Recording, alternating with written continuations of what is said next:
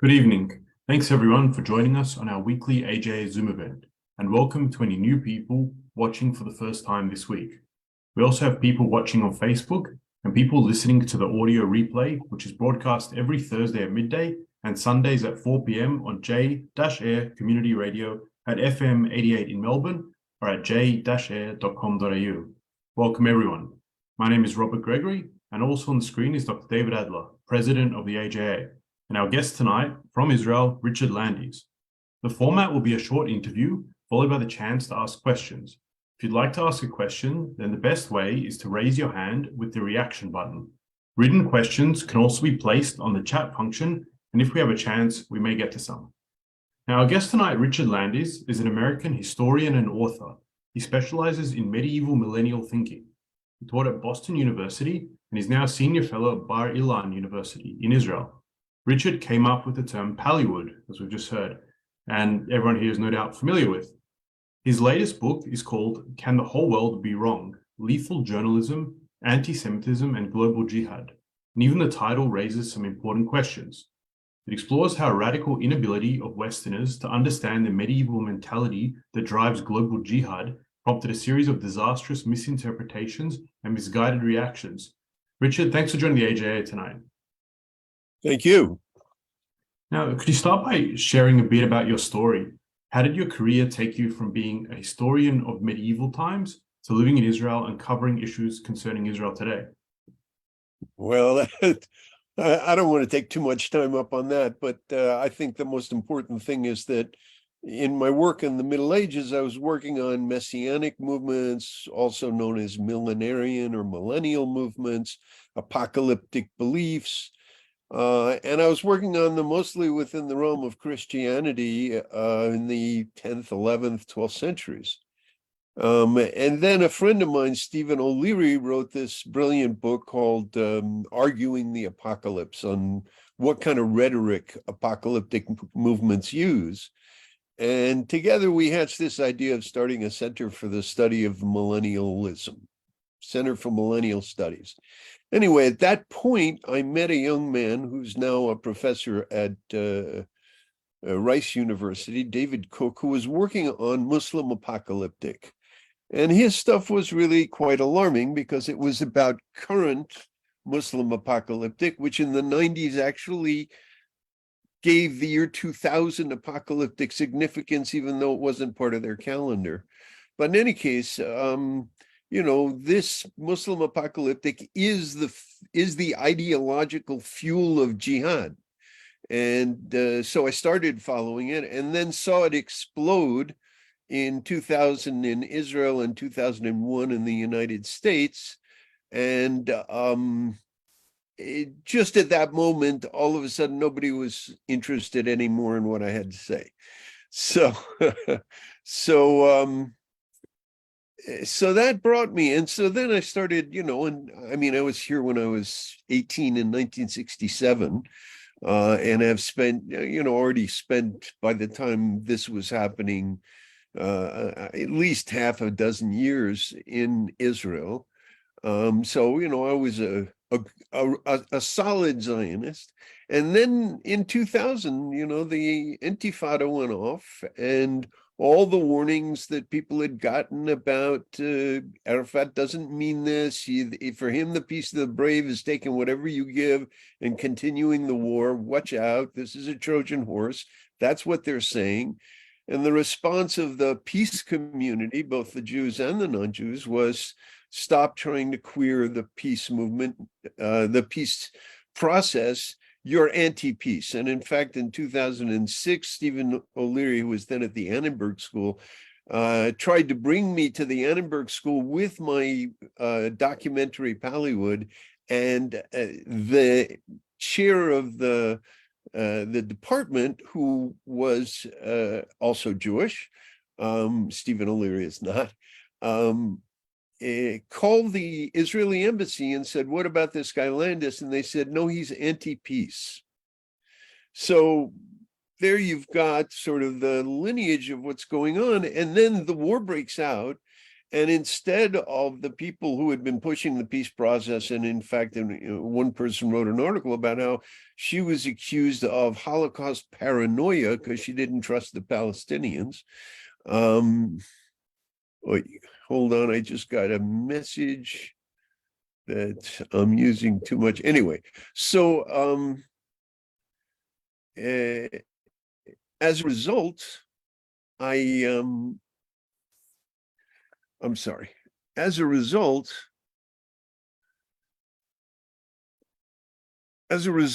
I started looking at what was going on, and I was stunned by how swiftly the world, which initially, when Arafat said no at Camp David, was sympathetic to Israel, all of a sudden, with the outbreak of the Intifada, which was more or less the proof of the bad faith of the Palestinians, adopted not just a Palestinian narrative, but right down to the details. And that's where I coined the term lethal journalism, which is war journalism that reports the lethal war propaganda of one side as news. Patriotic propaganda is your own side. Own goal, which is an astonishing phenomenon and characterizes the 21st century. Own goal war journalism is where you report the propaganda of your enemies as news. So that's how I got in. Well, that's a fascinating story that took you all the way to Israel and to issues today. One issue we don't hear about as much these days is radical Islamic attacks in the West in the last couple of years. So the question is, has the threat gone away? Are security services a step ahead, or is something bubbling under the surface? What's going on with Islam in the West? Well, look, I'm not privy to the inner circles, but one of the things about medievalists, in fact, when the CIA was first getting set up, they tapped a number of medievalists to advise them, including my professor at Princeton, Joseph Strayer, because they said medievalists are trained to reconstruct a picture from fragmentary evidence. So from the fragmentary evidence that I have, I think the word is out in jihadi circles in the West to stay off the radar for the time being. The idea that it's gone away is like you've got a toothache and it subsides for a moment and you go, okay, it's gone away. No, it hasn't gone away. It's not going to go away. This is not the determination of what I call the caliphators, that is, Muslims who believe that in this generation there will be a global caliphate, and all of those areas that are Dar al-Harb, the realm of the sword, including the democracies, especially the democracies, will become part of Dar al-Islam under Muslim sovereignty. So these people are not going away. They're incredibly dedicated. They have an apocalyptic commitment to their beliefs. So, setbacks aren't going to discourage them. If one of their things gets crushed, like Al-Qaeda, it'll come back. ISIS, we haven't seen it come back, but there are morphs. In other words, this isn't just a single wave of jihadi assault on the West. This is really a tide. And the question is, can we stand up to that tide? And the way we're doing it right now, I think, is exactly mistaken. So that leads me to the next question. People often speak about an unholy alliance between radical Islam on one hand and the far left on the other, called the red-green alliance. Exactly, red-green alliance. So what can you say about that alliance? Can you shed a bit of light on what's going on? No, I think it's disastrous. In fact, I just wrote a piece that'll be up at Fathom magazine, in which I compared the radical left signing on. Essentially, they've signed on to an apocalyptic narrative. They've secularized it. But the apocalyptic narrative is a jihadi narrative in which Israel and the United States are the great and little Satan, and in which salvation lies through the destruction of these two states. And the radical left in the West has in fact made America and Israel sort of their targets.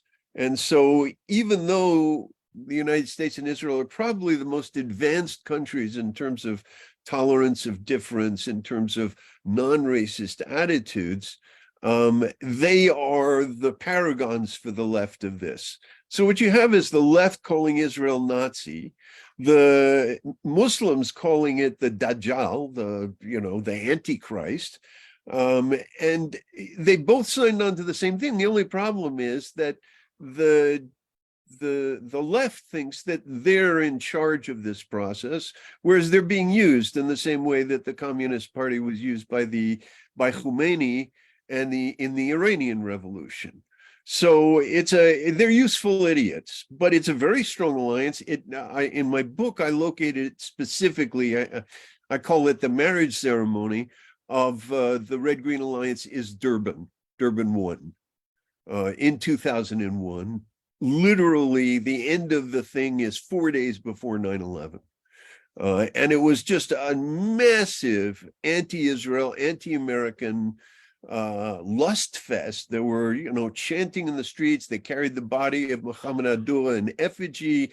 They were carrying posters of bin Laden, which did not get reported, and so on. And most people still didn't even, well, no, by then we knew who bin Laden was, right? No, it was just before bin Laden attacked. So, but in any case, and that's been a major player. In fact, there was a wave of peace rallies in the early aughts. The 2002, 2003 was the big one against the war in Iraq, and it was global, and there were literally 2 million people in London alone. Those are moments when the alliance played out, and there was a major presence, both in the crowds and on the stage, of jihadis passing out literature calling for putting Israel to the sword and rubbing elbows with peaceniks. So that's what I think one of the reasons why that movement failed.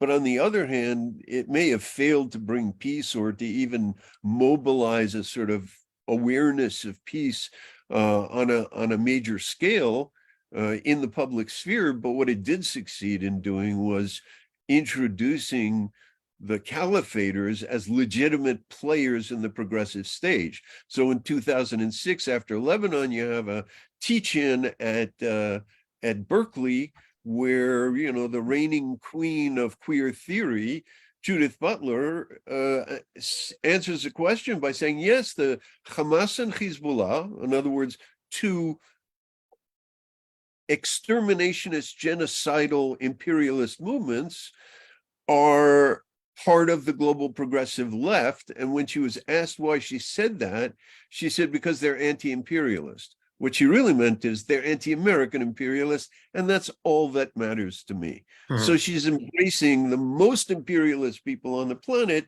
even as she thinks she is leading the movement of anti-imperialism. So yes, it's a disaster, and basically the people engaged in it are useful idiots or useful infidels. Yeah, I mean, it's pretty crazy. It's definitely something AJA focuses on, but I worry that a lot of the Jewish world is asleep to the threat from the left, which takes me to my next question. David and I were just talking before. Coincidentally, we both read the same Melanie Phillips article today, where she brought in your name. She spoke very favorably about you, and she said she heard from Professor Richard Landers, who had some jaw-dropping and exactly anecdotes about the dismissive responses he got from certain Jewish leaders over the years when he tried to alert them to the scale of the onslaught against the Jewish people that was steadily unfolding. Could you care to go into that a bit, or do you have some of those jaw-dropping anecdotes? Sure. No, in fact, I can give you, because after the thing, she sent me an email and said, I wasn't taking notes. Can you send me those quotes? So I think the quote that got her the most was, I went to Abe Foxman and said, look, you got to watch out for this book, The Protocols of the Elders of Zion. This is in the 1990s. You got to look out for this book of the Protocols of the Elders of Zion. He said, look, don't expect us, and I don't want you to start some campaign saying it's a fake, because lots of people come to this office because they believe it. So that was hers. For me, the thing that really blew my mind was when I tried to get people to pay attention to this blood libel. I call it a blood libel, postmodern blood libel of Muhammad Adura, the boy behind the barrel at the beginning of the Intifada, which is my first chapter. When I tried to get the American Jewish Committee to sort of lead a campaign exposing how this thing was a fake that got past the news media, and the news media have failed to correct. This major donor to AJC came up to me afterwards and said, in the 1930s, you would have been an important voice to hear, but today you're just trouble. Right. Truth is trouble. What? Truth is trouble. Yes, truth is trouble. So I said to him, there were people just like you in the 1930s telling people just like me to shut up. But yes, no, it's very hard. And that's what this book launch of Charles Jacobs' book, which is called Betrayed. Excuse me, I'm gonna close my door. Somebody's out there hammering. We know Charles Jacobs as well. Right. Yeah, good guy. So he's a great guy. He's unbelievable energy and intelligence. In any case, the point that I was making was that this was about how the Jewish, sort of the responsible members of the Jewish community who, represented the Jews, got caught, particularly, I'll give you my take on this, got caught in 2000. I went to these leaders in the 1990s to say that according to my reading of medieval history, we might be in for a wave of anti-Semitism in the year 2000, based on the notion that when Christians are disappointed that Jesus doesn't come back, and they were sure he was, the philo-Judaism of, embracing the Jews because you expect them to come to Christ, turns into what I call apocalyptic scapegoating and blaming the Jews for the failure of Jesus or the rapture to happen. And that's what I anticipated. It turns out that had the peace negotiations gone through and a liberal secular government in Israel given back the West Bank to the Palestinians, that might have provoked a wave of hostility on the part of Christians. But what happened was that Camp David failed, and it was a war against Israel declared by the jihadis, and the anti-Semitism came from the progressive left, which was gobbling up this news of Jews behaving badly, whether it was, the killing the 12-year-old boy in his father's arm years later, massacring the inhabitants of Jenin the way the Nazis massacred Jewish towns in Poland. So I would go to these organizations and try and talk to them about it, and they all said, "Don't worry, we've got this covered. We are supporting all the other groups' civil rights. We've got a program with the Black community, we've got a program with the Latino community, we've got a program with the gays, we've got a program with all sorts of different groups, and we're standing up for their rights. And then when we need it, they will have our back." And what happened was when 2000 came, all of their progressive allies turned on them. I say progressive in quotes because I don't think they were behaving progressively anymore, but they all turned on them, and the leadership didn't know what to do. It just didn't know what to do.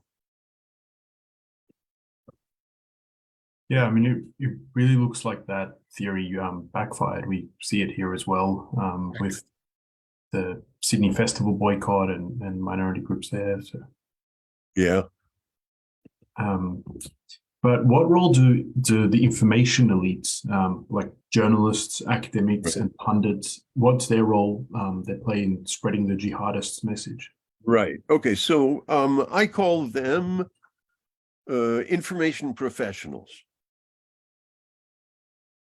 And the reason that I use the word professionals is because basically this is a profession, it's a vocation. You are given a public trust to do your best to inform the public, and let the public make their decisions about what it is you want or don't want. And instead, what you have is them basically telling us what they think we should know in order to behave the way we should in their minds behave. And in the case of Israel, in the early aughts, what that meant was that in order for peace to happen, you had to shut up all these people who were saying the Arabs want war. So, for example, what's his name? Ted Koppel had a thing with the Palestinians on one side and the Israelis on the other, and the Palestinians wanted a mechitza because they wouldn't sit in the same venue with the Israelis, and so on and so forth. And one of the Israelis said, look, you have to understand, the reason there's a war now is because the Palestinians want that war. And Ted Koppel's response was, I don't believe you. That's a terrible thing to say. So any criticism that we make of the Palestinians, it's really hard to make a criticism of the Palestinians that isn't true. Anything we say about them is viewed as racism, and then all the terrible things they say about us, which are almost documentably projections, all the nasty things they say about us become believable because the media's admitting it. So, Israel kills 10 children, Palestinians say. But what do you see? You see the headline, Israel kills 10 children. Yeah, we saw just yesterday, there was a very misleading headline, an article from the national broadcaster here, the ABC, which AJA put in a complaint about because, three terrorists were killed in near Nablus, and it just said, 3 Palestinians killed by the IDF, no context, even though Al-Aqsa Brigade claimed them as members. But moving on to the Palestinian Arab issue, we touched on a bit before that you came up with the term Pallywood. So could you please explain a bit more about the background behind the term? What does it mean? What impact does Pallywood have? And you said you've got an interesting story how you came up with it. Yeah, so what happened was, this was sort of the beginning of a career shift for me, because until then, and now I'm back at it, and I'm very happy to be back at it, but until then, I was working on the 11th century. And then the Intifada broke out. I was on the media committee at American Jewish Committee, and somebody said, we got to look at this Muhammad Abdullah case. So I was going for my research to France that summer, and I met with some of the people who had worked on the case of this boy behind the barrel, Muhammad Abdullah. And I saw the footage, and as soon as I saw the footage, it was clear that it was fake. I mean, it is so cheap, it is so silly. And yet, because everybody was told to see this as the pathetic death of this poor boy in his father's arms, target of fire coming from the Israeli position, it was almost a sacrilege to question it. And so I came to Israel, and through an academic connection, I got Charles Bar-Ilan, who's the France 24 Jewish Israeli who first circulated this lethal narrative. I got a chance to see the original rushes. It's about 22 minutes long, the footage that the photographer who took the pictures of Muhammad Abdullah had shot before that. And I'm sitting with him, and I had already seen 2 hours worth from a Reuters cameraman that a fellow named Nachum Shachaf, who was really the most important early investigator of this story and taught us all, had seen, and it was full of fakes. But then we're looking at this, the footage from this guy, and it's even more obviously faked stuff. In other words, the Reuters photographer was taking pictures and you could see that they were fakes. He was taking a picture as if the fake were real. And so at one point, some guy grabs his leg and he looks around and nobody's coming to get him. And the whole point of the charade is you throw yourself down, slow motion, you can see they put their arms down not to get, you throw yourself down on the ground, a bunch of people come, they all pick you up and they run you to the ambulance. Of course, if it really hit, this would be pretty close to a death sentence, but okay. And they run you off and nobody came to get this guy. Who was big and he was fat and it was just a bunch of little kids around him. So he chased them away and then walked away without a limp. And, I said to Charles, what's going on here? He said, what do you mean? I said, this all looks fake. And he says, oh yeah, they do that all the time. It's a cultural thing. So aside from his Orientalism, what struck me then was I knew the Palestinians filmed fakes. I didn't know that the media was so complacent and willing to take on these takes and edit them so that they looked realistic. So as you're hearing the announcer say, today 123 Palestinians were killed and 2 Israeli soldiers were killed, which is, they must be committing genocide against these poor people on the one hand. And while he's saying that, you see pictures in the background of Palestinians falling to the ground, Palestinians being put in ambulances, Palestinians being hit, etc. So as I walked out of the office, I realized, I knew that Palestinians did these fakes, but I had no idea that the media was so accepting. And I realized it's an industry.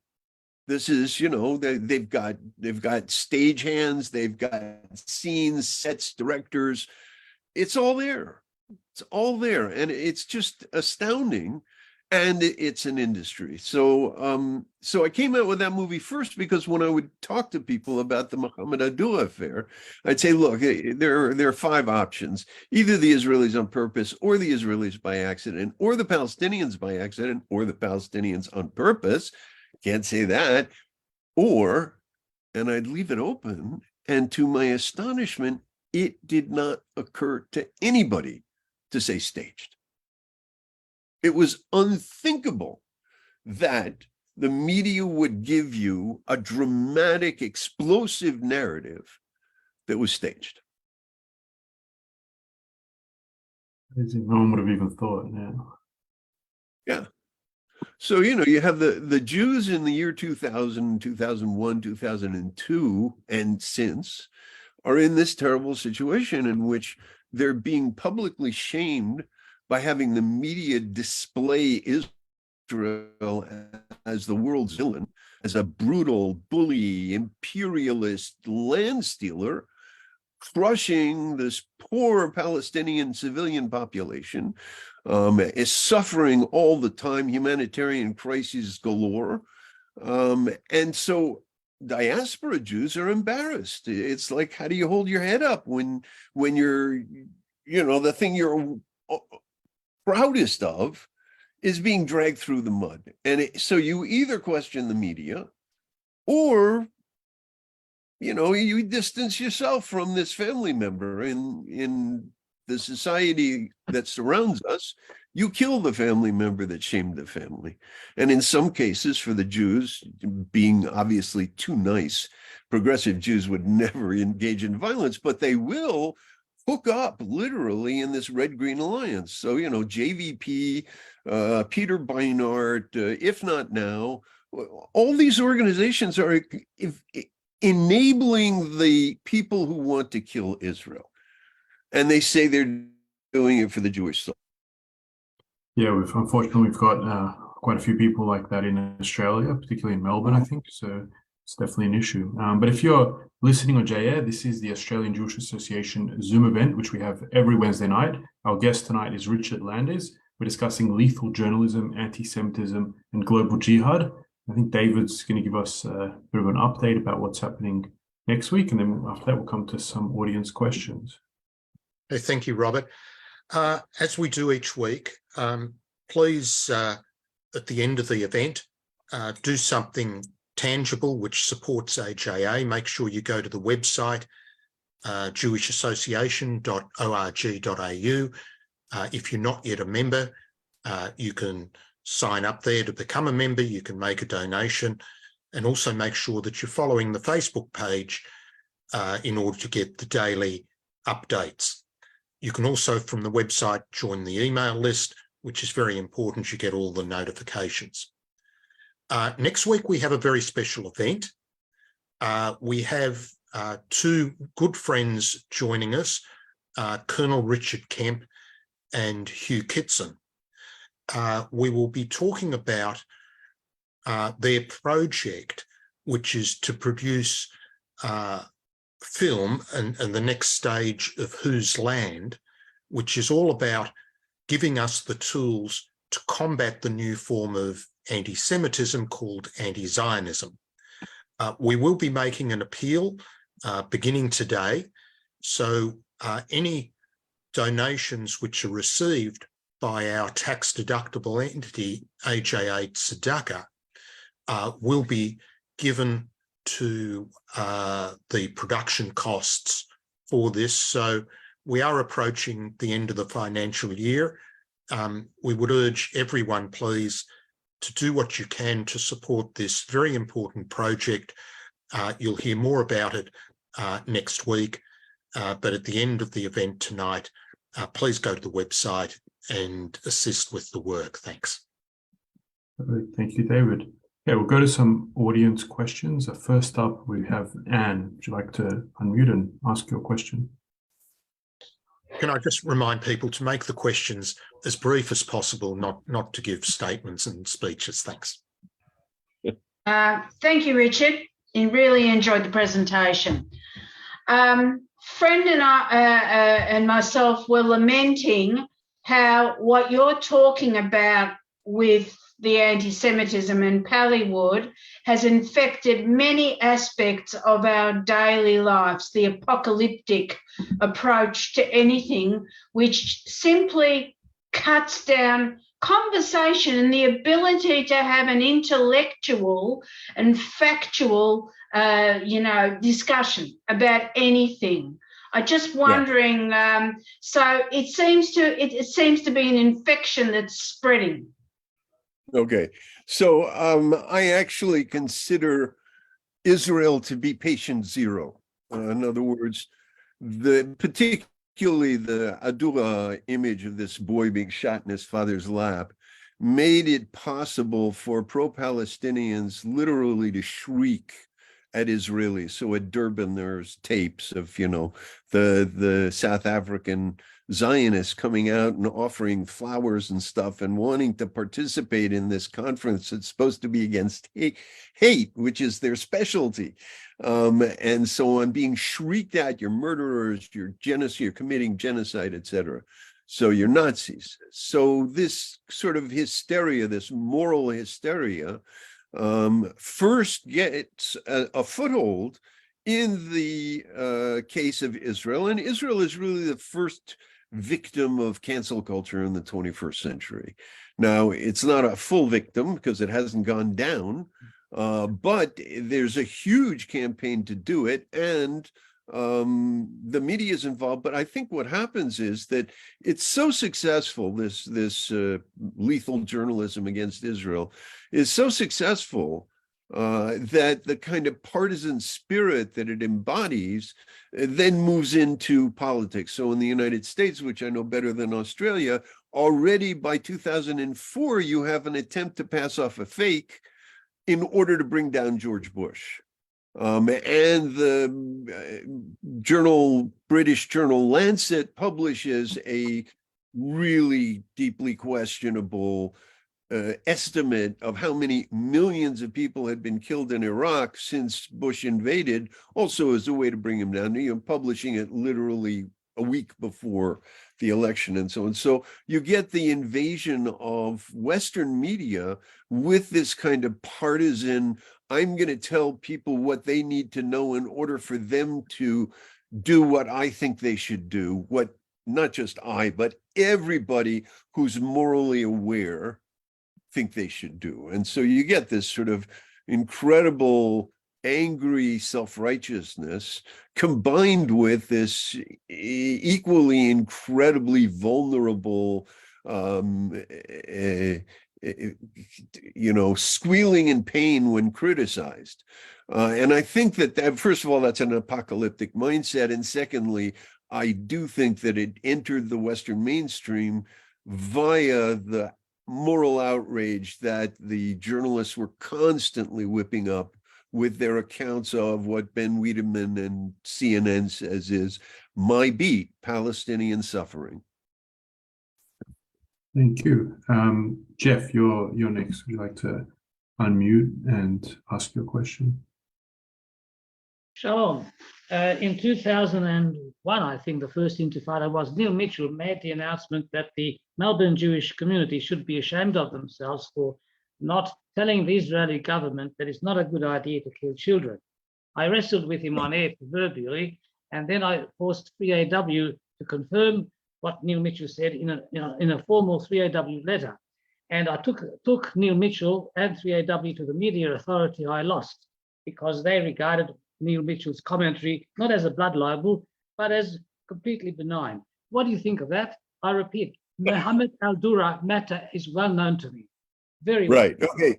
So first of all, please, if you would send me that material, I'd like it. I may do a blog post about it.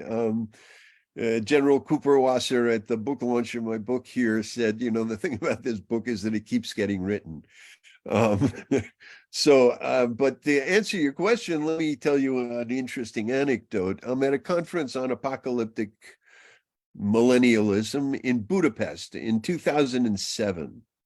And I give a paper on the impact of the Adua story in supercharging Muslim apocalyptic jihad in the 21st century.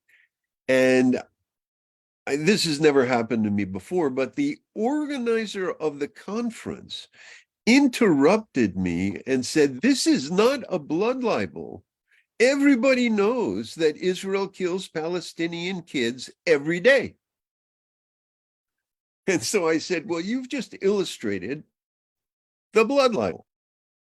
I don't think it had much of an impact on her or anybody, but yes, that's exactly right. You're exactly right that the sort of unquestionability of the right to say Israelis target kids when, you don't have to be a genius to understand that Palestinians target kids. That's their favorite target. This woman in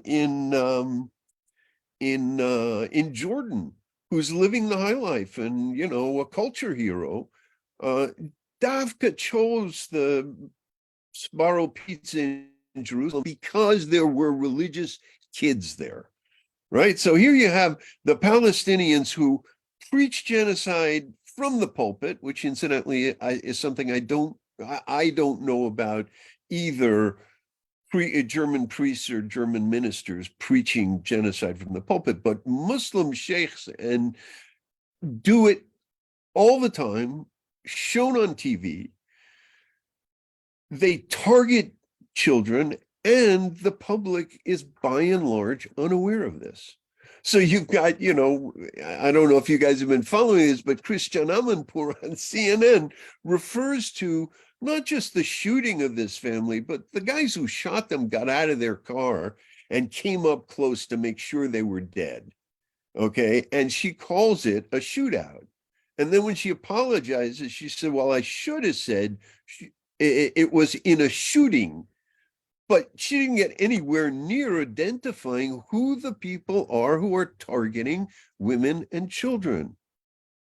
And so yes, it's, another famous incident, which I refer to in the book, in the chapter on Adua, is, 4 days after the Intifada has exploded, in early October, Barak goes to meet Arafat in Paris, and Chirac, the then president, in front of everybody, chides Barak for the Israelis killing children, and says nobody's going to believe, and this is I have on the opening page of quotes in my book, this quote from him saying, "You'll never convince anybody that the Palestinians are the ones who want this war when so many of theirs are dying and so few of yours are dying." So, it's a radical misreading of reality, in which the Palestinians are desperate for a statehood they could care less about, because the only statehood they care about is ours, which they want to destroy. And the aspiration model, for which there is immense amounts of evidence, has literally been kept from the public by, not just journalists, but also academics. I mean, academia is, the Palestinian cause has colonized academia. 100%. Owen, would you like to ask your question? You're up next. Thank you, Richard and Robert. In the first half of last century, one of the things that galvanized the radical world was the concept of eugenics. Right. And that really did rally the evil, and the West, took a long time to respond to that. Are we seeing a similar sort of thing here, in that you mentioned the fact that the evils to ISIS and the far left is Israel and America? I would add one other and ask your opinion on it. The other thing they have to conquer is that concept of truth. And until we in the West, or the democratic world that believes in freedom and life, until we revisit the history and learn from it, it's going to repeat itself. And the question is? I think it's just a comment rather than a question. Really. Right. Thank you for that comment. Very, very good. And you're next. Would you like to ask your question? Right. So you've highlighted how Hamas, or the Muslim Brotherhood, Hamas used to be a branch of the Muslim Brotherhood. Still is. It is. I know. I did some research. Anyway, we know that Hamas does a lot of Pallywood, so they do a lot of propaganda.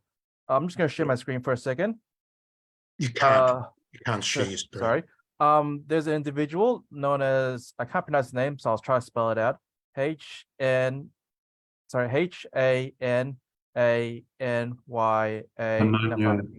You know who he is? We all know him. Yeah. So he does a great job exposing Pallywood and the lies, such as when Hamas hid rocks in that Temple Mount. Is there any other ways we can expose this Pallywood and their propaganda and their lies? Well, yeah, I mean, listen,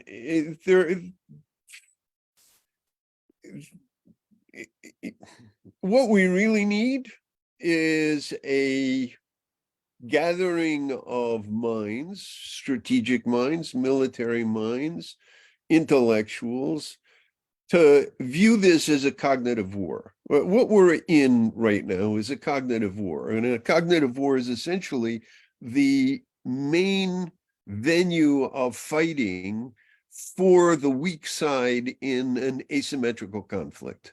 In other words, if you can't hope to defeat your enemy on the battlefield, you've got to use the cognitive war as a way to better position yourself. So earlier I was asked about, the quiet, we haven't had too many jihadi attacks. Does that mean it's gone away? No, that's just one weapon that's used by the caliphators when they feel like it, and they can unleash it anytime they want. I mean, you know, when the riots broke out in France in the September, October of 2005, you know, the cops were terrified of doing anything that might produce a picture like Adua, and then they would have a round of suicide bombers in their midst. And nobody wanted to be in the position that Israel was in, even though the very media of these cultures that wouldn't want to be in a situation with suicide bombers were only too happy to let Israel stew in it. So in any case, the point that I'm making is this is a really big thing. There are things you know, always post fakes. One of the guys who's really good at this, and I think people should give him money, is David, well, it's called Israeli Cool, Aussie Dave. He comes from Australia. David Lane.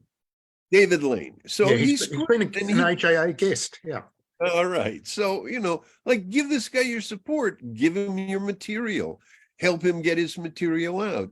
So, you know, on a big scale, I think every single major legacy media, news media publication, video, audio, written, deserves a watch site. I mean, Adam Levick started Comment is Free Watch on The Guardian, and now it's become UK Media Watch, and it's with camera. But the New York Times should have so that every time you read an article in the New York Times and you think, is this what happened? You check and see what the critique of that article and what the critique of that journalist is. And I think, you know, it's not going to win over too many people out there, at least initially, but I think within the Jewish community, it's a major source of regaining our sense of pride, backbone, and commitment. I mean, you know, when you're in a situation where the media is telling you that your country, your people's country, is behaving horrendously, and you have a choice between believing them or believing your people, and you're out there in the diaspora trying very much to get along with your neighbors, who are all on the media bandwagon, then, you know, it's a hard situation. And I think that just for inner chizuk, people say, well, you know, you're talking to the choir. Well, the choir needs chizuk, and then they can go out with it. So I definitely think that, you know, every effort should be made to pursue these campaigns. But I also think that if we have a larger strategic idea, we'll do better. I'll give you one example. The Goldstone report was a partial wake-up call to the Israelis on the importance of fighting the cognitive war, because the Israeli attitude is, look, we went on the ground, to hell with the cognitive war. And to some extent, I don't blame them for that, but it's wrong. So in 2014, there was a similar report that came out, and this time the Dover Tzahal, the spokesman's division, put people at work and worked with us to critique this report and so on. And, you know, we produced, I think, a pretty good response. And then what they did was, without any strategy, without any thought about, you know, getting a whole bunch of influencers to pay attention when this happens, they just put it out and it went nowhere. Nobody picked it up. And I remember one of them saying to me, well, how did that happen? So, you know, definitely we need to do it. And I think we'll be much stronger if we think strategically. Couldn't agree more. And you mentioned David Lange, and AJ has recently made a donation to him, and which we'll be announcing shortly as well. So that's, yeah, definitely a very good activist. So we've got amazing. Yeah. So we've got a lot of people who want to ask questions. Everyone, please keep it very short. Hopefully we can reach everyone. Next up, we have Victor Berger. Good to see you here, Victor. We can't actually see you on camera, but please unmute and ask your question. Can you hear me now? Yes. Okay, look, the last comments that that Richard said were the fundamentals of what I was hoping to share. And my concern, I ask his opinion, do we spend too much time talking to each other, wringing our hands, and not enough time, and you seem to agree with me now, in disseminating information to our circle, or at least our peers? Right. In particular, going away from anecdotal information to together, as you said, being cooperative, publishing the facts which are the anecdotes.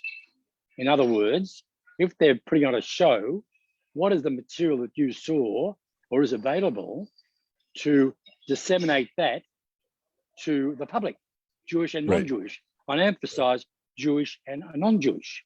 Do we have a problem in both areas? Right. Thank you. Yes, absolutely. So look, I agree with you. I think, yes, we spend too much time fetching, which is an important activity and should go on, but there's a point at which you got to stop fetching and get out there and say something. Now, you're likely to alienate people. I mean, once 2000 hit, there was no key moment at which people attacked me. It's just people moved away from me. I was saying things that they didn't want to deal with. So you got to expect that when you go out, you're saying things to people that they don't want to hear. Now, you're giving them dietary advice. You're saying you can't continue to eat these tasty morsels of news of Jews behaving badly because it's actually working against you and against the life and against the values that you hold. So I think it's important to do more than just give them information, but give them a reason to accept the information. And one of them is, in my book, I track the way in which lethal journalism, when it's giving the Palestinian version of the story, is actually giving the global jihadi, it's the caliphator version of the story. Hamas, Hezbollah, Islamic Jihad, and the PA in its own quaintly secular way are all pursuing the caliphator dream of turning the entire world into Dar al-Islam.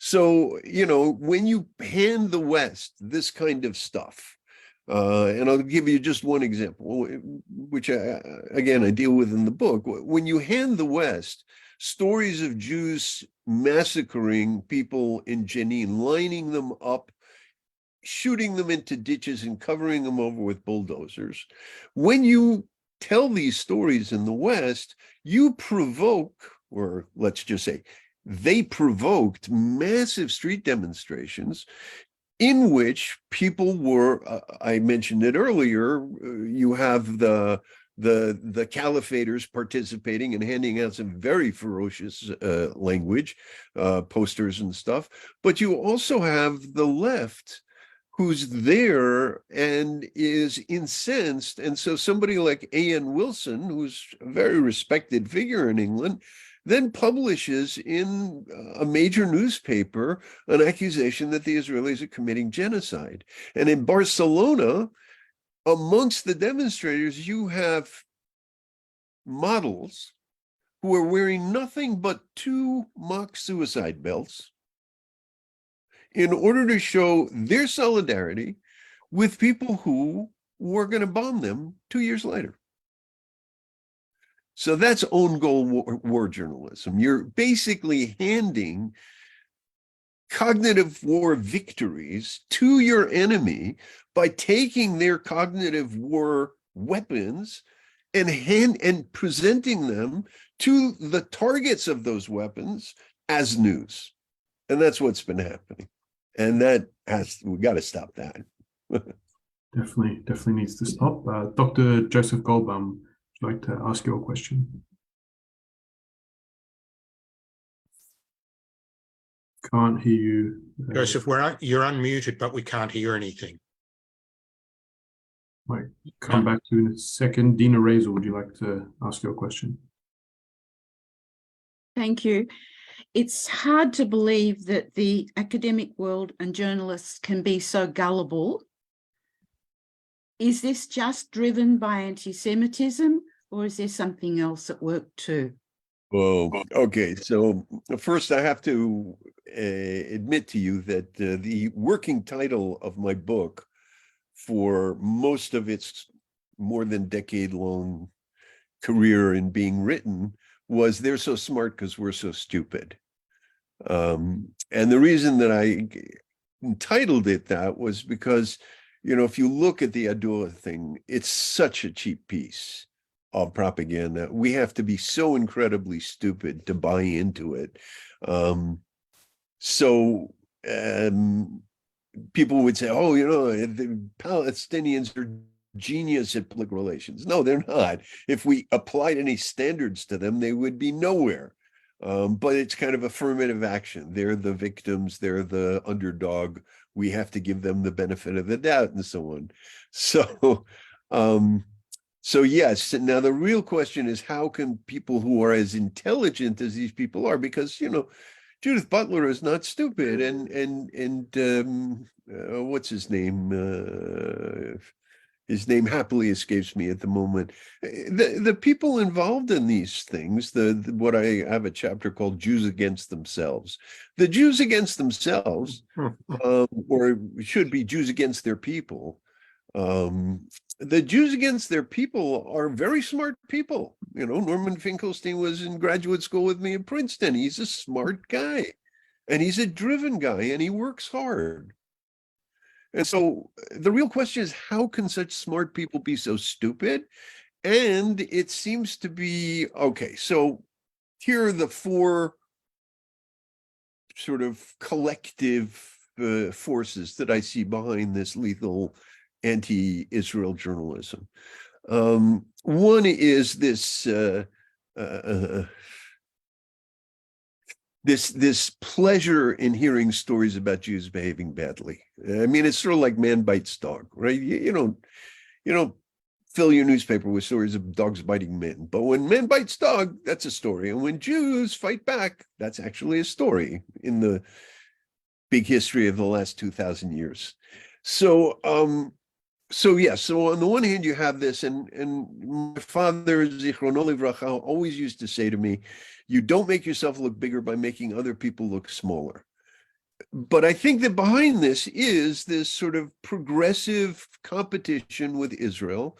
We're the moral leaders of the planet, and the worse you look, the better we look. And so they like to consume this kind of stuff. I have an article on supersessionism coming out in Journal of Antisemitism. But so that's one thing. A second thing, and I think it's huge, but it doesn't explain their enthusiasm, is intimidation. They really are intimidated. In fact, they're terrified. But it's a public secret. In other words, in 2014, when Hamas was behaving so badly that even the Foreign Press Association in Israel, which is literally, well, I won't say literally, but which in practice had always accused Israel of intimidating journalism and had nothing about Palestinians intimidating journalism, actually came out with a statement condemning Hamas intimidation, to which Judy Rudoran responded by saying, this FPA narrative, the Foreign Press Association, this FPA Israel narrative is nonsense. That there's intimidation from Hamas. All the journalists who have come back have told me it's nonsense. Now, you know, that's a really astonishing thing to come from the chief correspondent of the New York Times in Israel at the time. You know, she's like the doyenne of journalists. So there's intimidation, and it really is, you know, a lot of times I speak with people who are journalists here or were photographers, whatever, and they say, you know, no, we don't feel any intimidation. The Palestinians like us. It's the Israelis that we have to worry about. And I said, that's because you say what they want you to say. Of course, they're going to be nice to you. Try starting to talk about things like their genocidal discourse, or like they're targeting kids, or like they're teaching hatred to their kids in their schools. Try doing something like that and see how long you last. Now, to my knowledge, nobody's taken me up on that offer. But the point is, and again, this is something that as a medievalist I have some experience with, there is a public secret that the Palestinians intimidate the media, that they fake things and the media takes it from them, and a total denial on the public level that this is happening.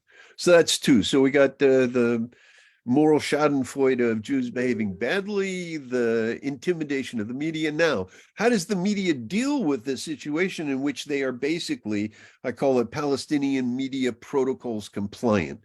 No, it's Palestinian media. It's literally, we can reconstruct what the things the media is supposed to say when they cover the Palestinian territories are. And so why are they so compliant? And you know, ultimately, it's embarrassing. You can tell yourself that, you know, you're leveling the playing field, that, you know, a picture is worth 1,000 guns and so on and so forth, and that the Palestinians have to fight back, and, you know, why shouldn't they help them? But ultimately, the cowardice involved is so powerful, I think, that to compensate for it, they hide behind this post-colonial narrative of the Palestinians as the victims, the innocent victims. The Jews fled Germany, they fled the nasty Nazis, and they came and knocked down the poor Palestinians, and did the same thing to them that the Nazis had done to them, and so on. So, you know, that narrative of the Israeli Goliath, the Palestinian David, and incidentally, I recommend in all of your discussions of this conflict, return to the Arab-Israeli conflict. When you say Palestinian-Israeli conflict, not only are you restricting your vision to a small part of what the conflict is about, but you're playing into the Palestinian David, the Israeli Goliath image, which got reversed after 1967, but before it was the Israeli underdog. But it's terribly important to do that. And I think that by adopting this narrowed vision of the Israeli Palestinian, of insisting that the Palestinians are ready for peace if only Israel would give more territory and so on, all of that, what I call Y2K mind, all of that stuff is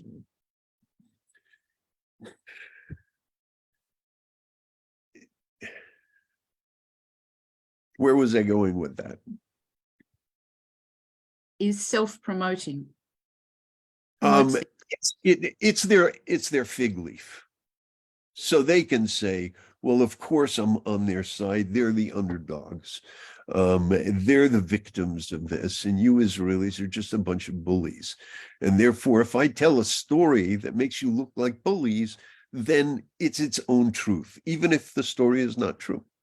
Yep. Yep.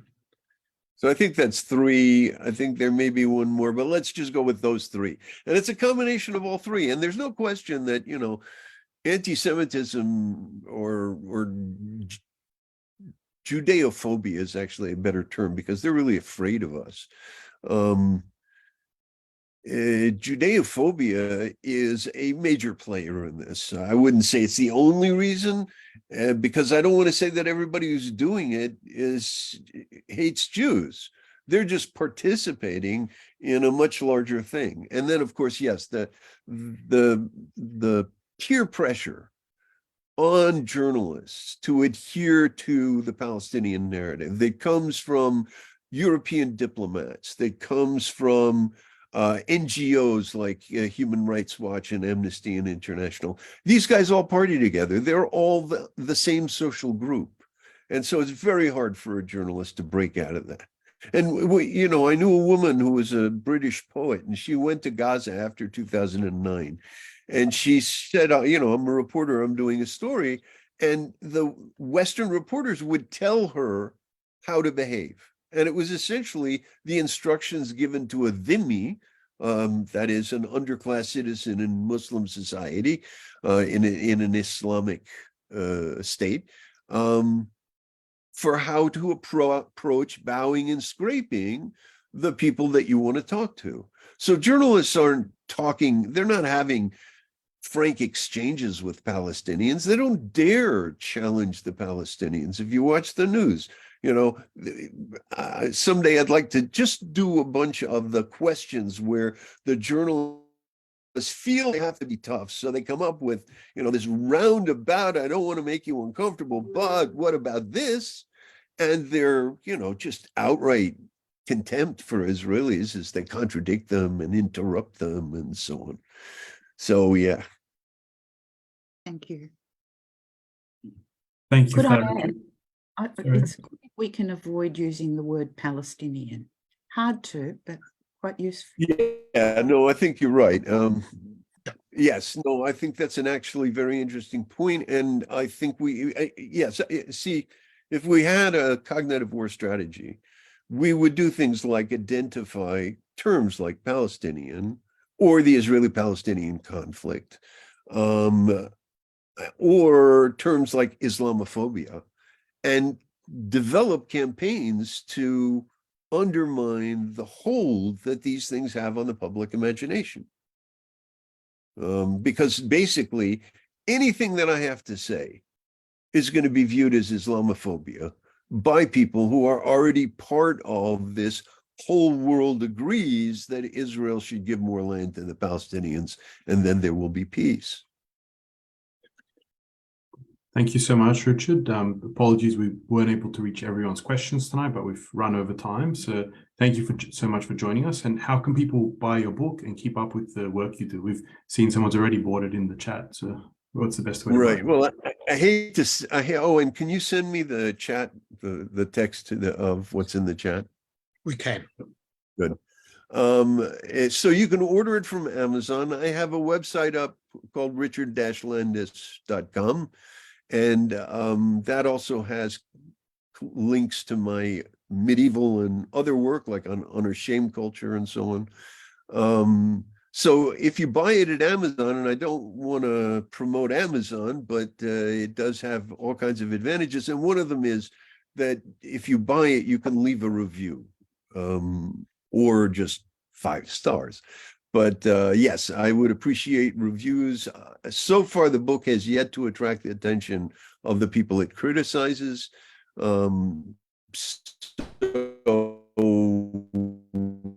at some point, I'm going to reviews that will help to have that. So Amazon, yeah. And for those, I mean, I don't want to undermine my seller. So please, if you can, buy the book. It was an act of courage for the publishing house to put it out. I mean, I've got cartoons from the Danish cartoon scandal in that book. So do buy it. But if somebody really can't afford or whatever, I do have a PDF. Well, thank you so much. We'll definitely be buying it. That's all we have time for tonight. Don't forget, you can keep up to date with what AJ is talking about, joining our free email list, as well as our Facebook page. And you'll notice on our Facebook page, we've just added an article that I wrote about assessing the first 12 months of the Albanese government. So please leave some comments on that, what you think. But for now, we wish you all a very good evening. We look forward to seeing everyone next week with this big event we've got coming up with Hugh Kitson and Colonel Richard Kemp. So thanks, Richard. Thanks, everyone, for joining us, and have a good night.